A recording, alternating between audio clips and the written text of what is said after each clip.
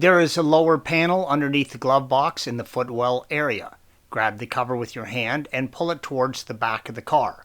The panel will slide out and expose the area underneath the glove box. There are 2 suspension cables on each side of the glove box. You may want to remove everything in the glove box before you drop it. Use a flathead screwdriver to pry on the metal clip, then slide it off in the direction of the blue arrow.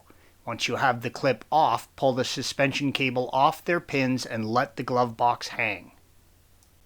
If you want, you can temporarily lock the box in the up position to get it out of the way. Now look underneath and you will want to remove the 2 10mm nuts, green arrows, that hold the brackets for the glove box mounting bar. Make a note of how the black plastic brackets mount for reinstallation. With the glove box hanging down, there are 2 tabs on each side of the electrical connector. Squeeze the tabs and pull the electrical connector for the flashlight straight out.